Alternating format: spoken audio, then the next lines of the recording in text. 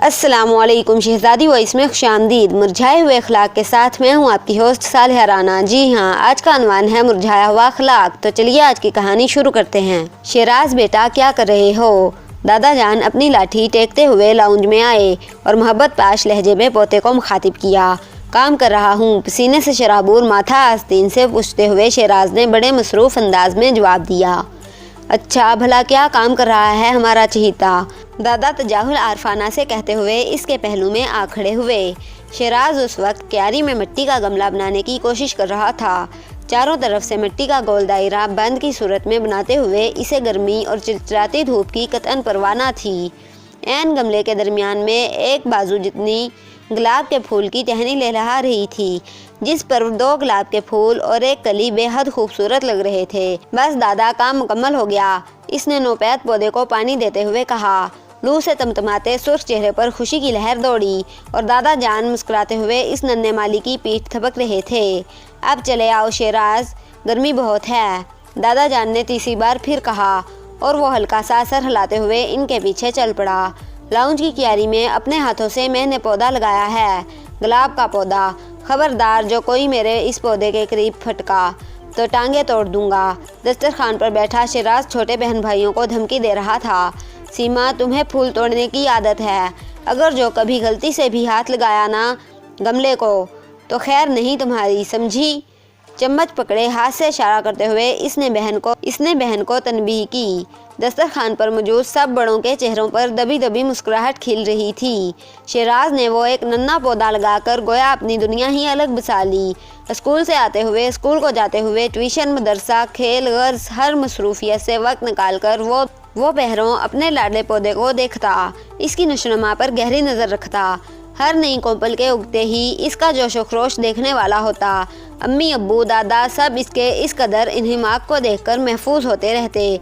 ऐसे ही एक दिन जब वो स्कूल से वापसी पर अपनी क्यारी की तरफ लपका, मगर अगले ही लम्हे वो धाड़ता हुआ अंदर बरामदे में दाखिल हुआ।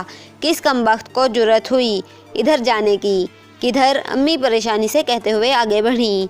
मेरी फूलों की क्यारी के पास। किस जलील ने कदम धरे वहाँ?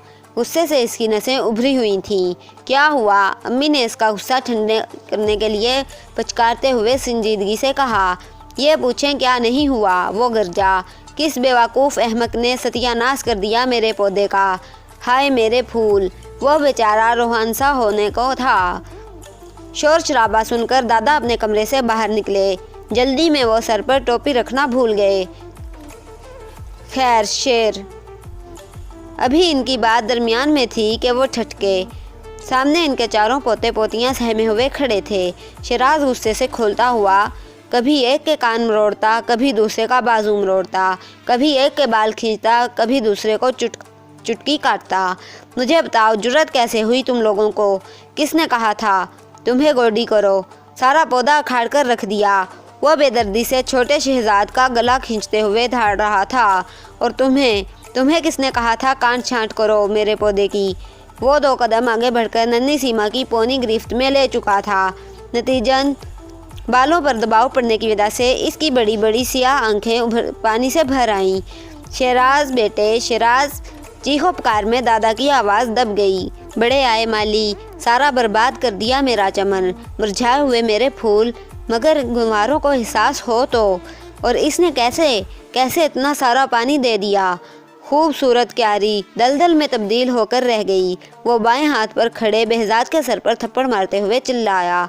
शेराज! अब के दादा ने इसे बाजू से झंडोड़ा। इंसान की कदर कीमत बाकी अशिया से 1000 दर्जा बढ़कर है, दादा ने दृष्टि से कहते हुए इसकी आंखों में झांका। वो यकटक दादा के चेहरे पर नाराज़गी का साया देखता रहा। तुमने गज भर पौधे की खातिर अपने हुकूकुल इबाद के लिबादे की धज्जियाँ बिखेर दी। याद रखो, इंसान अशरफुल मखलूक़ात है, इसकी इज़्ज़त, मर्तबा और हुकूक के आगे हर चीज़ हीच है। बच्चे फूलों से बढ़कर हैं शेराज, गुलूगैर लहजे में कहते हुए दादा ने बात जारी रखी। बच्चों ने अपने तई पौधे को निखारने की कोशिश की।